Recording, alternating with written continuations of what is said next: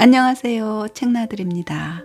오늘은 강명희 작가의 단편소설 묵티가 온다를 읽어드리겠습니다.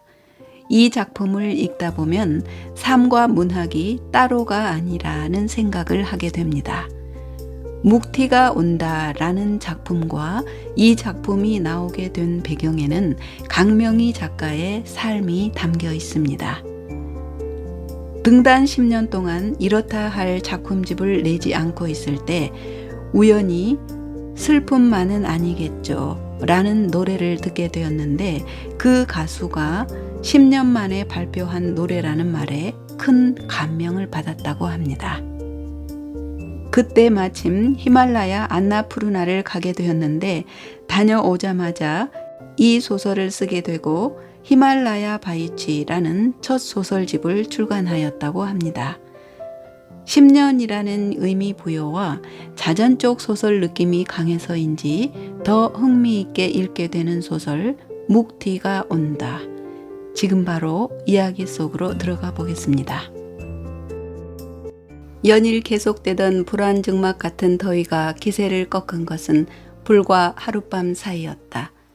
어젯밤 잘 때만 해도 후덥지근했던 날씨가 자고 일어나니 제법 선선한 것이 언제 더위가 있었나 싶었다. 여보, 가을이 오나 봐요. 창밖을 내다보며 내가 말했다. 그러네, 묵티가 가을을 몰고 오나 봐. 남편이 오늘 손님 맞을 방을 들여다보았다. 시집가기 전에 딸이 쓰던 침대와 장롱이 놓여 있고 방은 말끔히 청소되어 손님을 기다리고 있었다. 정말 묵티가 오긴 오네. 남편은 들뜬 목소리로 말했다. 네팔 청년 묵티가 산업연수생이 되어 한국에 오는 데는 2년이란 준비 기간이 걸렸다. 묵티가 산업연수생이 되기 위해서는 많은 관문을 통과했다.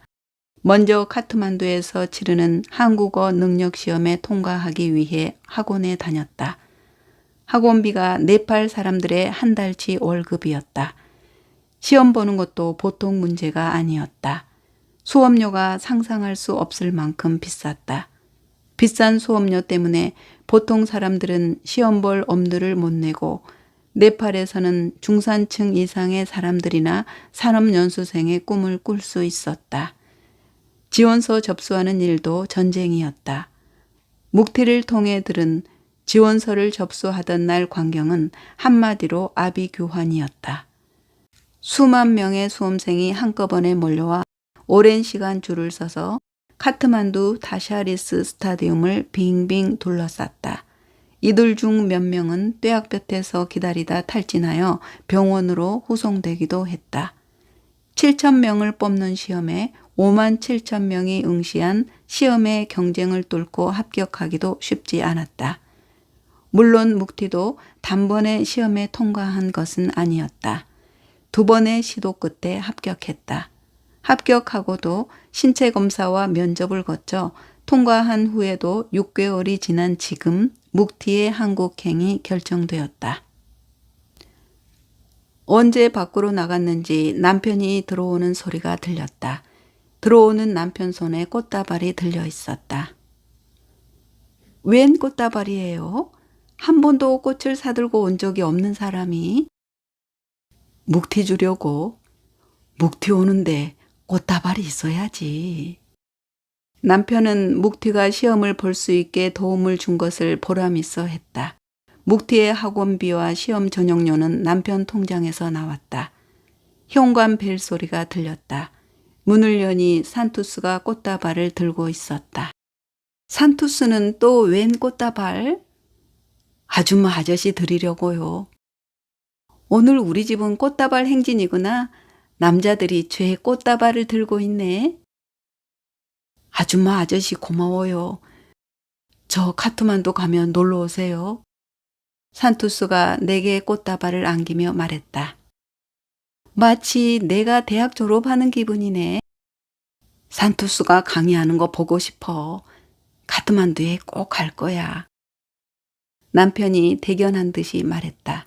한 달 후에 산투스는 한국 유학을 마치고 네팔로 돌아간다. 산투스가 가기 전에 묵티가 오게 되어 다행이다. 산투스를 만난 것은 4호선 전철 안이었다. 한 외국인 청년 앞에서 60쯤 되어 보이는 남자가 큰 소리로 떠들고 있었다. 남자는 엉터리 영어와 한국말을 뒤섞어 청년과 소통하고 있었다. 남자는 초콜릿을 주겠다고 했다. 청년은 당황하며 손을 내저었다. 하지만 남자는 청년에게 초콜릿을 한 움큼 쥐어주고는 잘 가라고 손을 흔들며 전동차에서 내렸다. 초콜릿을 두 손에 받아든 청년은 멋쩍게 웃었다. 주위 사람들은 막무가내로 초콜릿을 쥐어주는 남자와 막무가내로 싫다는 청년의 실랑이를 보고 웃었다. 청년의 모습은 우리가 흔히 보는 노동자들의 모습이 아니었다. 대학생들처럼 옷차림이 깔끔해 어딘가 기품이 있어 보였다. 나는 청년이 어느 나라에서 온 젊은이인지 궁금해 물었다. 청년이 대답했다. 네팔. 그때 나는 카트만두를 거쳐 안나푸르나 트레킹을 다녀온 후 히말라야의 환영에서 벗어나지 못하고 있었다. 전 세계에 8,000m가 넘는 봉우리가 14개 있는데 그중 8개가 네팔에 있다. 그런 산악국가 네팔이 친숙해져 청년이 마치 가까운 이웃처럼 느껴졌다. 나는 반갑다며 악수를 청했다. 2달 전에 안나푸르나 트레킹을 다녀왔고 내년에는 에베레스트 트레킹도 가보고 싶다고 청년에게 말했다. 청년은 유창한 한국말로 예전에 자기의 집이 에베레스트에 있었지만 지금은 카트만두에 산다고 말했다. 전동차에서 곧 사당에 도착할 것이라는 안내 방송이 나왔다. 나는 청년에게 인사를 하고 전동차에서 내렸다. 내리는 순간 그 청년의 전화번호라도 알아올 걸 하고 후회했다. 나는 아직 내리지 않은 일행에게 전화를 걸어 청년의 전화번호를 알아달라고 부탁했다. 얼마 후 일행에게서 문자가 왔다. 문자에는 산투스란 이름과 전화번호가 적혀 있었다. 그때 나는 어떻게든 내 포토와 연락을 하고 싶었다. 가이드와 의논하니 메일을 전해줄 테니 자신에게 보내라고 했다.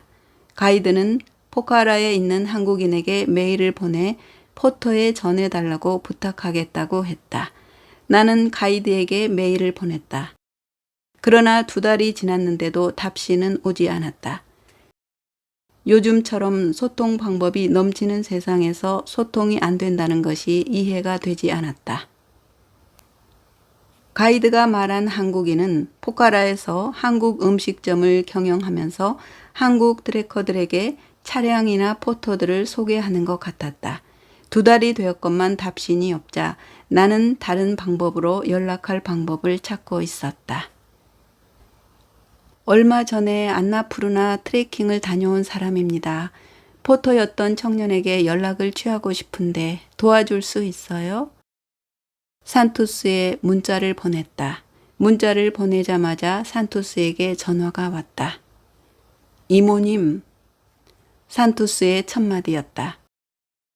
네팔에 연락할 수 있게끔 도와줘요. 만나요. 만나서 얘기하면 도와줄 수 있어요. 서울역을 서울야크라고 발음하는 네팔식 한국말이었지만 소통하는데 별 어려움이 없었다. 산투스는 내 말을 잘 알아들었다. 만나는 장소를 정했다. 우린 서울역 KTX 매표소 앞에서 만나기로 했다. 언제 가보았는지 생각이 나지 않지만 서울역의 변화는 놀라웠다. 백화점이 들어서고 유명 가맹점들이 즐비했다. 그러나 그때나 지금이나 똑같은 것은 많은 인파였다. 산투스는 인파 속에 끼어왔지만 검은 피부색 때문에 쉽게 눈에 띄었다. 이모님이란 말 뜻을 알아? 음식점에 자리하고 앉자 이모님이란 말이 재미있어 내가 물었다. 나이 좀 든 여자들을 말하는 거 아니어요? 엄마의 여동생이나 언니를 그렇게 부르는 거야. 앞으론 아줌마 하고 불러. 산투스는 몰랐다며 웃었다. 산투스는 카트만두에 사는 25살 청년이었다. 서울에 온 지 2년이 되어가고 대학에서 동물생명학을 공부하고 있으며 기숙사 생활을 하고 있다고 말했다. 아버지는 카트만두에서 백화점을 하고 있고 거기에 집과 밭이 있는 힌두교도라고 자기를 소개했다. 트레킹할 때 내 짐을 들어준 포터에 편지를 쓰고 싶어. 주소를 좀 알아봐줘. 그럼 전화번호 같은 거라도 있나요? 나는 가이드로부터 받은 전화번호를 그에게 주었다. 전화번호가 있는데도 그에게 연락하지 못하는 것은 언어 소통이 되지 않았기 때문이다. 주로 한국 사람들의 짐을 날라다 주는 묵티에는 스쳐간 고객 중 한 사람인 나를 알아듣게 설명하기가 쉽지 않았다. 나는 전화번호를 산투스에게 주고 내가 산행한 날짜를 알려주었다. 산투스는 전화했다 받지 않는지 스마트폰을 식탁 위에 내려놓았다. 소고기가 들어가지 않은 음식을 찾다가 결국 된장찌개를 주문했다. 된장찌개를 먹으면서도 산투스는 계속 전화를 했다. 네트워크가 깔리지 않는 곳에서는 전화를 받을 수가 없어요. 산행이라도 나갔으면 통화하기가 어렵고요. 된장찌개를 거의 다 먹었을 때 다행히 통화가 되었다. 산투스는 네팔 말로 한참을 말했다. 아마도 내가 트레킹한 시기를 말하고 내가 주소를 알고 싶어 한다고 말하는 것 같았다. 잠시 후 산투스가 전화를 바꾸어 주었다.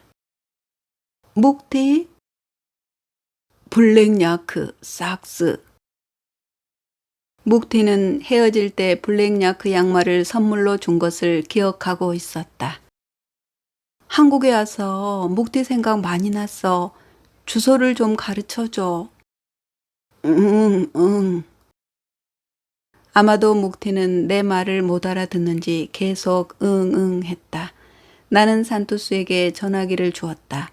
산투스가 뭐라고 한참 더 말하고 전화를 끊었다. 내일 내 번호로 주소를 보내준다고 했어요. 산투스와 음식점을 나와 지하철을 타러 가는데 웬 남자가 내 어깨를 붙잡았다. 이거 왜 이러세요? 나는 어깨를 뿌리치며 말했다. 음식을 먹었으면 음식값을 내셔야지요. 묵티와 통화한 것이 흥분되어 나는 그만 음식값 내는 것도 잊고 나왔던 것이다. 묵티는 네팔 말로 자유라는 의미다. 비록 짐을 나르는 포터지만 내 포터는 자유라는 고귀한 이름을 가졌다. 산행 첫날은 검은 얼굴의 포터들이 우르르 몰려다녀 누가 내 짐을 나르는지도 몰랐다. 이틀째 되는 날에서야 내 짐을 진 포터가 눈에 들어왔다. 산행하는 길은 얇은 판석을 차곡차곡 쌓아 구불구불한 계단을 만들어 놓았다. 마치 사과 파이를 구워 하나하나 쌓아놓은 것 같았다.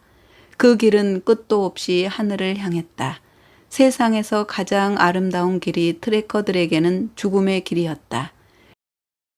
그런 오르막길은 산속 마을 로찌 마을 티켓 통과에서 고루파니까지 계속되었다. 아침에 맑던 하늘이 오후가 되니 잔뜩 흐리고 어디서는 비가 오는지 천둥이 치고 있었다. 5월 중순 바야흐로 몬순 계절이 시작되고 있었다. 가이드는 비가 더 오기 전에 고르파니에 도착해야 한다며 산행을 재촉했다. 비상식량과 물과 우유만 넣은 배낭조차 힘에 붙여 내려놓고 싶었다. 내 짐을 진 포터는 묵묵히 내 뒤를 따르고 있었다. 검은 티셔츠는 얼마나 오래 입었는지 잔뜩 발에서 회색빛에 가까웠다. 머리는 언제 감았는지 뻣뻣했고 게다가 깎지 않아서 엉킨 머리카락은 보기만 해도 마음이 심란했다. 문득 포터의 등에 흐르는 땀이 배낭에 베일 거란 생각을 하니 기분이 좋지 않았다. 서울 가면 저 배낭부터 빨아야겠다는 생각을 했다. 비가 쏟아지기 시작했다. 우위를 꺼내 입었다. 내 배낭은 커버를 둘렀지만 포터는 그 비를 그대로 막고 있었다. 포토 몸에서 뗏물이 흘러 내 배낭 속으로 스미는 것 같아 자꾸 신경이 쓰였다. 포토를 바꾸어 달라고 가이드에게 부탁하려고 보니 다른 포토들의 모습 역시 50보 100보였다. 포토의 검은 얼굴이 더러운 때처럼 느껴져 나는 내 배낭 만지는 곳조차 꺼려졌다. 다음날 푼힐 전망대에서 안나푸르나 일출을 보기 위해 일찍 잠자리에 들었다.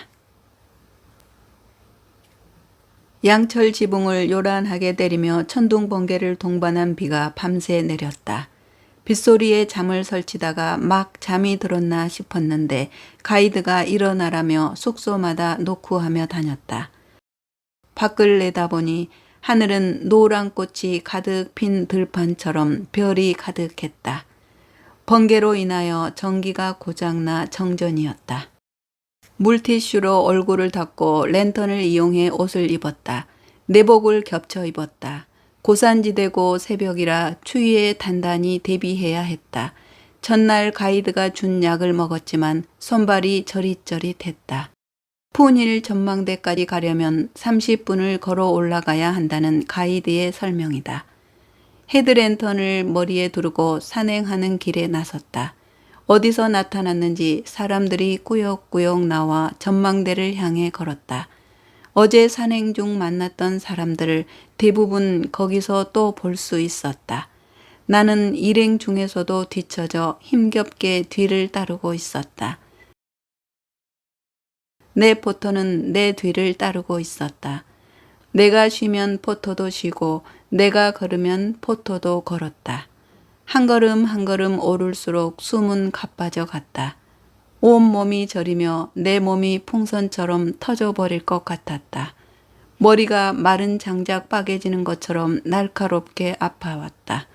일행들은 아무 일 없다는 듯이 앞서서 걸어갔다. 내가 유독 고산증을 느끼는 것 같았다. 나 때문에 일출을 놓쳤다는 소리를 듣고 싶지 않아 일행들을 먼저 올려보냈다. 가이드는 포토에게 무엇라고 말하더니 서둘러 가던 길을 갔다. 아마도 심하면 숙소로 데리고 내려가라고 말하는 것 같았다. 나는 걸음을 멈추고 토하기 시작했다. 포토가 달려와 내가 준비해간 따뜻한 물을 배낭 속에서 꺼내주었다. 포토는 내 가방 속에서 스카프를 꺼내 머리에 둘러주었다. 몸과 머리가 따뜻해지자 호흡이 진정되었다. 숨을 고르며 보았더니 포토는 내가 토한 오물을 돌멩이를 가져다 덮고 있었다. 나는 다시 천천히 발걸음을 떼었다. 포터가 내려가는 길을 가리켰다. 힘들면 그만 내려가자는 의미의 몸짓 같았다. 괜찮아, 갈 수 있어. 나는 손을 내저으며 전망대를 향해 천천히 발을 옮겼다. 포터는 내가 메고 가던 작은 배낭을 들고 뒤에서 따르고 있었다. 잠시 후 내가 뒤돌아보며 물었다. What's your name? 묵티. 포터는 짧게 대답했다. 그러고 보니 목욕을 했는지 머리칼은 가지런히 빗어 넘겨졌고 검은 얼굴에서 윤이 났다. 정전으로 따뜻한 물이 나오지 않았는데 묵티는 깨끗이 씻어 말끔한 얼굴을 하고 있었다. 묵티? 땡큐. 묵티가 웃었다. 검은 얼굴에 하얀 이가 가지런히 드러났다.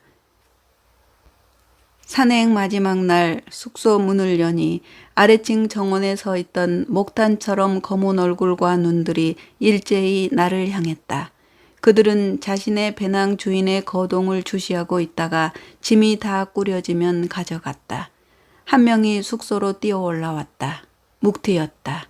나는 묵티를 숙소 안으로 불렀다.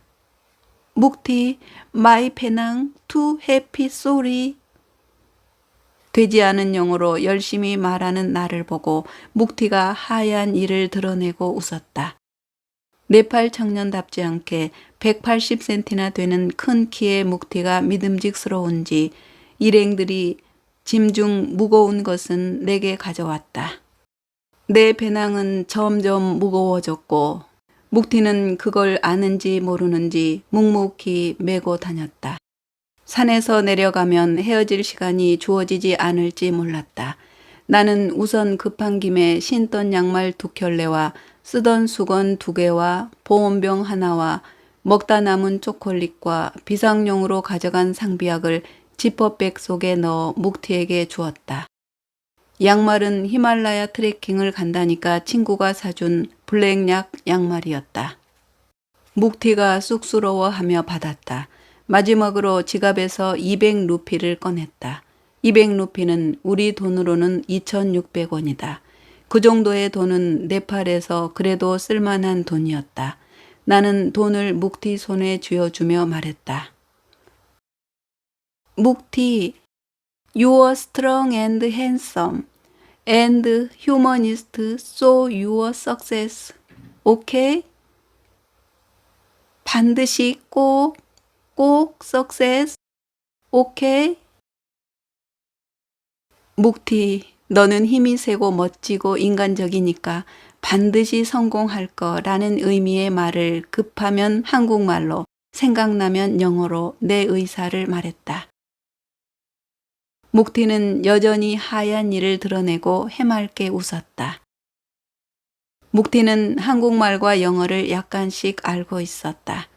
미들스쿨에서 배운 영어에다가 한국 트래커들에게 눈치로 배운 한국어였다.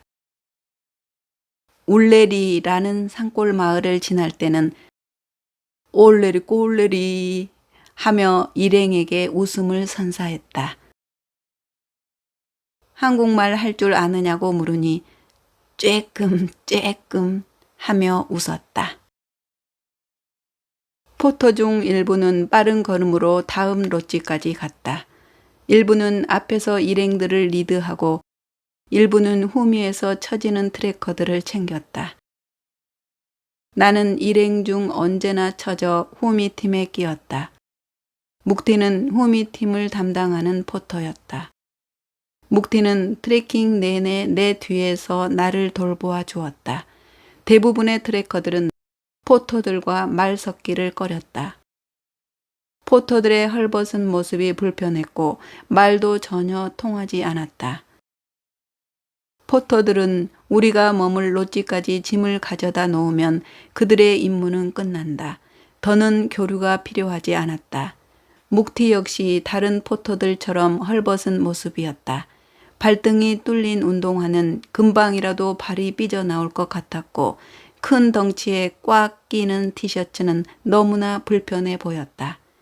그런 묵티는 모자도 없이 강한 햇볕을 온몸으로 견디고 있었다. 그렇지만 조금씩 소통은 되었다. 눈치가 빨라 내가 한국말로 해도 알아들었다.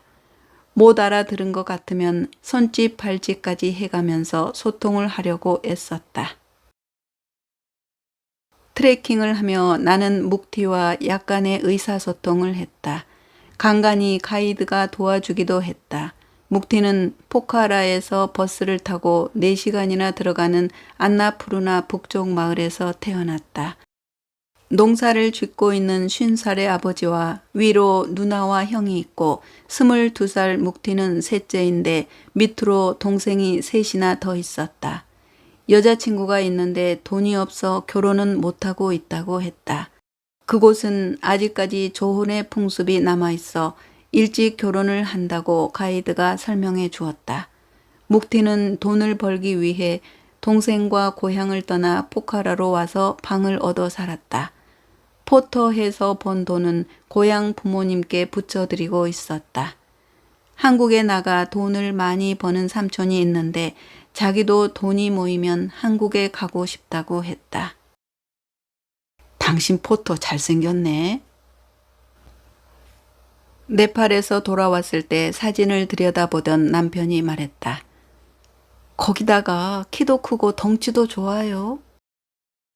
나도 이런 아들 하나 있었으면 좋겠다. 그렇게 말하는 남편 목소리에는 쓸쓸함이 묻어났다. 딸만 둘이었지만 한 번도 아들 타령을 하지 않았던 남편이었다. 둘째를 임신했을 때 큰아이를 생각하면 같은 성이 낫다고 나를 편하게 해주던 남편이었다. 딸 둘을 한 해에 다 결혼시키고 나서 달랑 부부만 남으니 허전하긴 했나 보다. 그때 우리 늦둥이 셋째 있었잖아. 낳을 걸 그랬나 봐. 낳았으면 내가 환갑이니 가만히 있자. 22이네. 내 포토가 22이어요. 정말이야? 남편은 22이란 말에 의미를 부여하고 있었다. 우리 묵티를 후원할까요? 한국에 몹시 오고 싶어 해요. 후원? 그거 좋은 생각이야. 보람 있을 것 같아. 남편은 후원자가 되는데 나보다 더 적극적이었다. 묵티로부터 산투스에 문자가 오고 그것은 내게 전해졌다. 그가 방을 얻어 사는 곳은 무허가라 주소가 없었다. 대신 적을 두고 일거리를 제공받는 한국 레스토랑의 주소를 알려준 것이라고 산투스가 설명해 주었다. 묵티는 메일 주소도 보내왔지만 메일은 계속 반송이 되었다. 나는 묵티에게 편지를 써서 한국 레스토랑으로 붙였다. 편지를 보냈지만 연락이 오지 않았다.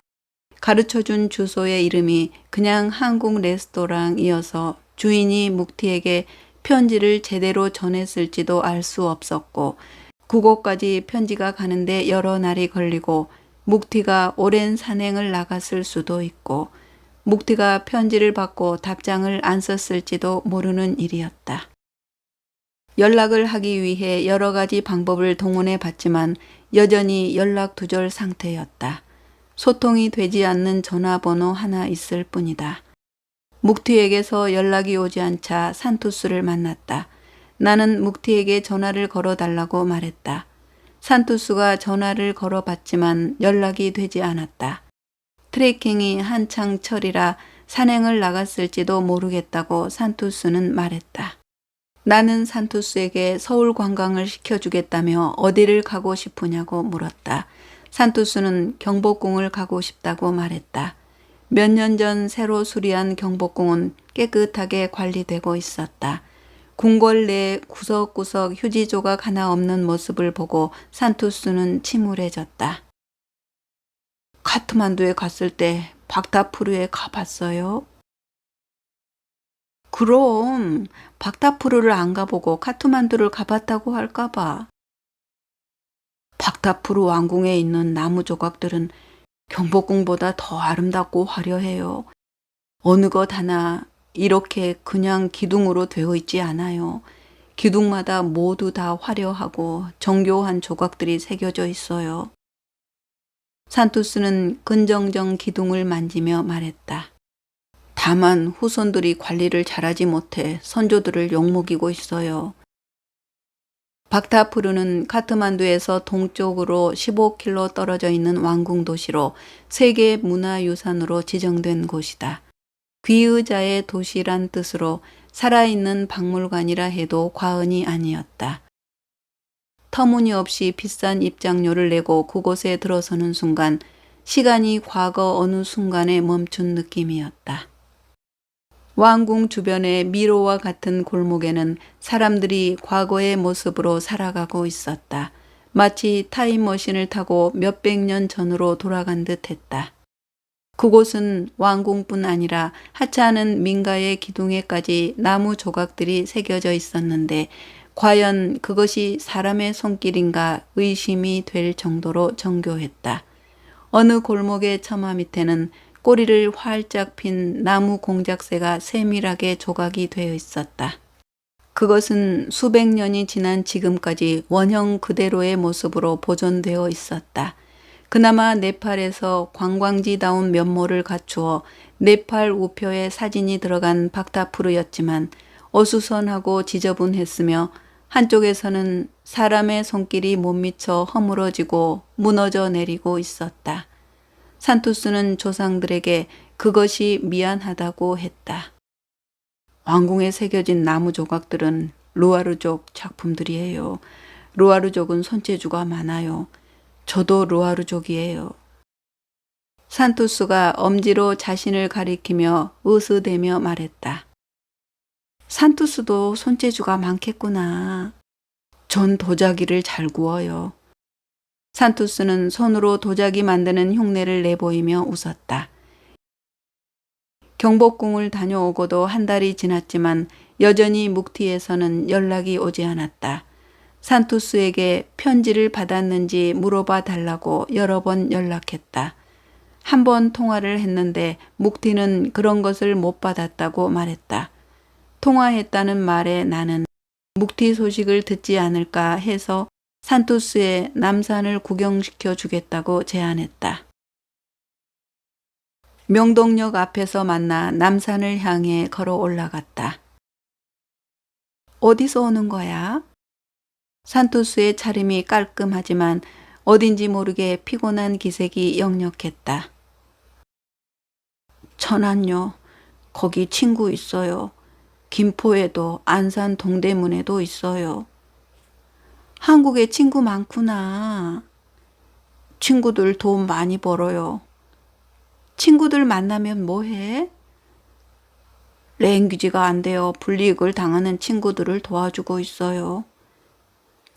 대학에 다니고 있어 언어 소통이 웬만큼 자유로운 산투스는 한국에서 언어 소통이 되지 않아 불이익을 당하는 친구들을 찾아다니며 그들의 인권을 위해 애쓰고 있는 것 같았다. 남산길을 걸었다. 산투스와 만나기 전 나는 산투스와 여러 번 전화했었다. 전화할 때마다 산투스가 의도적으로 묵티 얘기를 하지 않고 피하는 느낌이 들었다. 같은 네팔어를 쓰는 사람들이 전화번호를 알고 있는데 묵티와 그렇게 소통이 되지 않을까? 살짝 의문이 갔다. 벤치에 앉았을 때 나는 산투스에 전화를 걸어보라고 하였다. 만일 편지를 못 받았으면 다시 편지를 보낼 테니 다른 주소를 가르쳐 달라고 말했다. 산투스는 전화를 했다. 여러 번 했으나 받지 않았다. 이건 제 생각인데요. 음식점 주인이 편지를 받고 전해주지 않는 것 같아요. 주인은 포터가 고객과 직접 연락을 하고 지내는 거 좋아하지 않을 거란 생각이에요. 그럴 것 같긴 해. 그런데 뭔가 방법이 없을까? 생각해봐. 산투스 나라잖아. 산투스는 간절하게 말하는 나를 물끄러미 보다가 말했다. 묵티에게 연락 오면 어떻게 할 거예요? 산투스는 묵티에게 보내는 편지를 네팔 말로 번역해 주어 묵티에 대한 내 감정을 알고 있었다. 돕고 싶어. 아줌마. 산투스는 나를 뚫어지게 응시하며 말했다. 아줌마는 나를 만나도 언제나 묵티, 묵티, 묵티, 묵티밖에 몰라요. 산투스가 질투하는가 보구나. 산투스는 많은 것을 가졌잖아. 묵티는 집, 밭, 그런 거 없어. 산간마을에 사는 가난한 아버지와 많은 형제밖에. 그런 묵티를 돕고 싶어. 나 아줌마 곁에 있어요. 묵티는 멀리 있어요. 알아. 앞으로 더 만나보지 못할지도 모르지. 8시간 비행기 타고 가서 또 버스로 7시간을 가야 하는 곳에 사는 걸.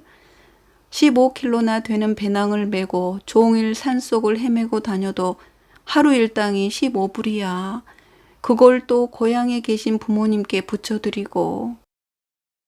안나푸르나 트레킹을 다녀온 후 나는 가슴속에 응어리져 있던 오래전의 기억이 서서히 깨어났다. 카트만두 거리에 뼈만 남은 개와 소들의 어슬렁거림에서 거리에 누워있는 아사 직전의 사람들과 쓰레기통을 뒤져 먹을 것을 찾는 거리의 아이와 병든 아기를 안고 있는 헐벗은 여자들의 모습에서 박다푸르 가는 길에 보았던 창문도 달지 않은 토굴 같은 집에서 내 포터 묵티에 꼭 낀 티셔츠와 구멍난 운동화에서 산행 내내 내 짐을 들어주고 일이 있을 때마다 나를 도와주던 묵티에게서 내 기억들은 되살아났다. 그런 것들은 하인천 부두 근처에 형성된 피난민촌에 살 때 이미 경험한 것들이었다. 오빠와 나는 미군 부대에서 버린 음식을 끓여 만든 꿀꿀이죽을 먹으면서 자랐다. 오빠는 초등학교 때부터 거리에서 껌을 팔았고 중학교를 졸업하자 돈을 벌겠다며 무작정 서울로 갔다. 내가 여고에 들어갈 수 있었던 것은 오빠가 보내준 돈 덕분이었다.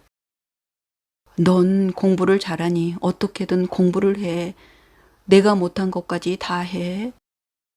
공부를 좀 잘한다는 이유로 오빠는 나를 공주 모시듯이 하여 학교에 갈 때는 책가방까지 들어다 주었다. 오빠는 서울로 간 지 5년 만에 감기가 폐렴으로 번져서 덜컥 죽었다. 극심한 영양실조로 얼굴이 누렇게 떠 있을 때 걸린 감기라 치명적이었다. 오빠는 22살 꽃다운 나이에 그렇게 갔다. 그러고 보니 묵티가 22살이었다. 저 갈래요. 앞으로는 연락하지 마세요. 산투스가 일어났다. 왜 그래? 산투스, 내가 뭐 기분 나쁘게 했어? 아니요. 안녕히 계세요. 산투스는 뒤를 돌아 등을 보이고 걸었다. 나는 그의 등을 바라보고 그대로 서 있을 수밖에 없었다. 산투스가 걸음을 멈추었다. 산투스! 내가 부르자 산투스는 근처에 있는 나무에 얼굴을 대고 등을 보이고 서 있었다. 나는 산투스에게로 가서 왜 그러냐고 물었다. 미안해요. 나 나빠요. 거짓말했어요. 나는 산투스를 데리고 나무 밑 의자에 앉았다. 산투스는 나를 정면으로 쳐다보며 말했다. 아버지 백화점 안 해요. 박타푸르에서 옹기 만들어요. 우리 집은 대대로 옹기 장수예요. 엄마는 옹기를 팔고요. 박타푸르 왕궁도시 옆 골목으로 한 평 정도 되는 집들이 다닥다닥 붙어 있었다. 그 안을 들여다보니 천으로 아래만 가리고 앉은 남자들이 물레를 돌리고 있었다. 물레 위에 붉은 점토를 계속 붙여가며 그릇을 만들었다. 도자기를 굽는 공동 가마 굴뚝에서는 연기가 솟아나고 가마의 뜨거운 열기가 아열대의 이글거리는 태양과 어우러져 곁에 있는 것은 무엇이든지 익힐 듯이 열을 뿜어냈다. 가마 옆으로 붉은 황토 그릇들이 즐비하게 놓여 있었다. 그 곁에 여자들이 앉아서 도자기들을 팔았다. 하지만 그릇을 사는 관광객은 아무도 없었다. 그도 그럴 것이 도자기를 사서 들고 다닐 관광객은 없었다. 왜 그런 거짓말을 했지? 집 없어요. 밭 없어요. 아버지 옹기장수예요. 그러면 사람들이 친구 안 해요. 집 있어요. 밭 있어요. 아버지 백화점 사장이에요. 하면 사람들이 그때야 친구해줘요. 다 그런 건 아니야. 나는 야단치듯이 소리쳤다. 아줌마만 안 그래요. 오히려 아줌만 집 없고 밭 없고 상가마을에서 농사를 짓는 집 아들 포터 묵티만 예뻐해요. 또 있어요. 또?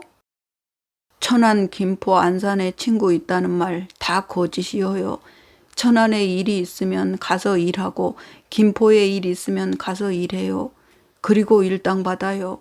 학비는 정부로부터 받지만 서울 생활은 아르바이트해서 살아요. 모든 사람이 우리나라가 가난하다고 무시해요. 어떤 때는 사장님이 돈 떼어 먹고 안 줘요. 나라가 가난하다고 개인의 영혼까지 가난한 것은 아니잖아요. 아줌마, 전철 안에서 제게 초콜릿을 주려는 사람 보셨지요? 전 25살이어요. 그런 저에게 초콜릿을 주겠다는 거예요. 산투스는 그동안 한국에서 받은 서러움이 북받쳐 오르는지 눈이 빨갛게 충혈이 되었다. 그러다가 굵은 눈물을 뚝 떨어뜨렸다. 내가 산토수만 할 때 산토수보다 더 가난했다면 믿겠어? 안 믿어줘요. 한국 전쟁이 끝나고 우린 미군이 먹다가 버린 음식들을 모아다 끓여서 먹고 살았어. 나는 묵티를 통해 22살 때 죽은 오빠를 보았어. 묵티는 가난하고 희망이란 전혀 보이지 않던 내 젊은 시절을 떠오르게 해. 고3 때 나는 일기분 납부금조차 내지 못한 채 학교에 다니고 있었다. 하루하루 끼니를 연명하기도 힘들었다. 그 봄에 오빠가 죽었다. 나는 그 슬픔을 벗어나지 못하고 허덕이고 있었다. 대학 진학은 꿈조차 꾸지 못했고 고등학교를 졸업해야겠다는 의지도 없었다. 어느 날 담임이 불렀다. 3학년에 올라와서 납부금을 한 번도 못 냈잖아. 납부금을 내야 졸업을 할 게 아니야. 냉정하게 들릴지 모르지만 내가 학교에 다니는 것은 사치야. 어디 가서 취직 자리나 알아봐. 그날부터 나는 학교에 가지 않았다. 학교 사무실 사원으로 들어가기 위해 서류를 내놓고 기다리고 있었다. 기찻길이 가로막아 불법으로 가로질러야만 올 수 있는 길도 없는 판잣집으로 반장과 부반장이 찾아왔다. 학교에 나가지 않은 지 일주일 만이었다. 우리 반 친구들 모두 너를 좋아해. 계속 함께 공부하고 싶어. 그날 반장은 납부금이 든 봉투를 두고 갔다. 친구들에게 동량을 얻은 것 같아 창피해서 더 학교에 가기 싫었다. 그러나 그날 밤 밤새 생각하다가 다음날 학교에 갔다. 나를 학교에 가게 한 것은 납부금 현황에서 매일 1등만 해야 하는 담임의 냉정한 목소리였다. 해보자. 내가 만일 대학을 가면 그건 담임 덕분일 것이다. 교육대학에 합격했다. 반에서 유일하게 나 혼자 교육대학에 붙었다. 졸업식 날 담임이 일부러 엄마를 찾아와 고개 숙이며 말했다. 그 녀석에게 제가 인생 공부를 톡톡히 시켰어요. 죄송합니다. 친구들이 모아준 정성이 새끼를 쳐서 나는 없는 아이들에게 동정심이 많은 초등학교 교사가 되었다. 모범 교사로 표창장도 여러 번 받았다. 나는 올 초에 교직 생활을 접고 명예퇴직을 했다. 내 이야기가 끝나자 산투스가 말했다. 저도 꿈을 이룰 수 있을까요? 그럼 산투스. 산투스가 묵티의 연락을 적극적으로 도와주었다. 산투스는 포카라에서 호텔 종업원으로 있는 친구에게 내가 쓴 메일을 보냈고 묵티에게는 그 호텔로 가서 편지를 찾아가라고 전화를 했다. 며칠 후 묵티로부터 메일이 왔다. 묵티는 편지를 써서 산투스 친구에게 가져다 주었고 그 친구는 그것을 자판으로 쳐서 메일로 보내주었다. 묵티는 한국에 몹시 오고 싶다며 마음껏 들떠서 메일을 보내왔다. 남편은 묵티보다 먼저 산투스를 후원하게 되었다. 산투스를 후원하는 것은 그의 향수병을 달래주는 것이 가장 우선이었다. 기숙사에 거처를 두고 아르바이트하러 다니다가 한 달에 2번 정도 집에 와 저녁을 먹는 정도였다. 산투스가 오는 날은 남편이 신이 나서 인터넷을 뒤져 네팔 음식을 찾아내 레시피를 뽑아주었다. 주로 수제비 일종인 덴뚝과 칼국수의 일종인 뚝바, 만두 같은 우리나라 음식과 비슷한 것들을 만들어 먹었다. 산투스는 방학 때조차 고국을 가지 못했다. 그가 감당하기에는 비행기 티켓 값이 너무 비쌌다. 그가 고국을 그리워하는 것 같으면 동대문에 있는 네팔 레스토랑에 데려가 달밭을 먹기도 했다. 묵티의 코리안 드림에 대한 열정은 대단했다. 처음에 네팔 말로 오던 편지가 차츰차츰 한국말이 많아지더니 2년이 지난 지금은 산투스 없이 편지를 읽을 수 있을 만큼 한국어가 많았다. 전화 통화도 가능했다. 산업 연수 기간은 3년이지만 2년을 연장할 수가 있어 5년을 한국에 머물 수가 있었다.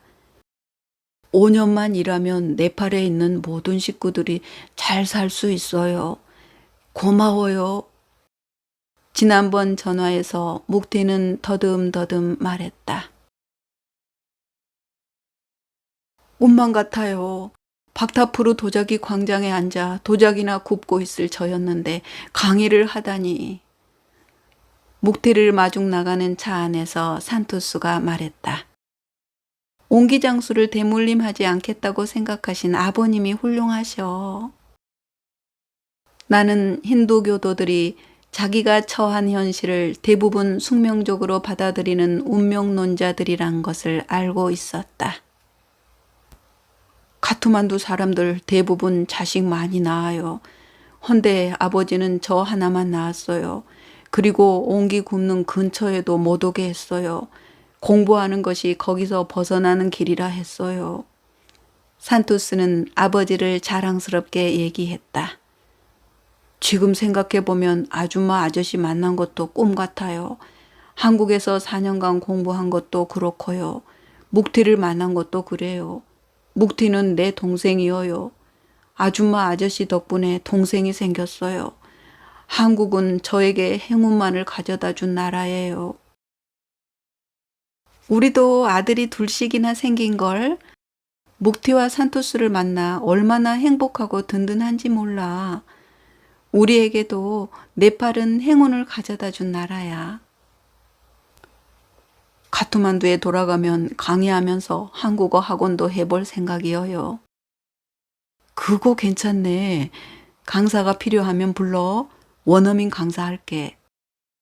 운전하던 남편이 웃으며 말했다. 카트만두에 꼭 한번 오세요.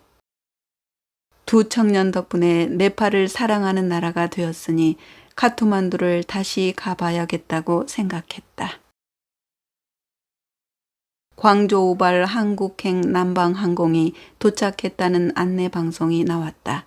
네팔과 인천공항을 잇는 대한항공 직항로가 있지만 묵티는 경비를 전략하기 위해 광저우를 경유하는 비행기를 탔다.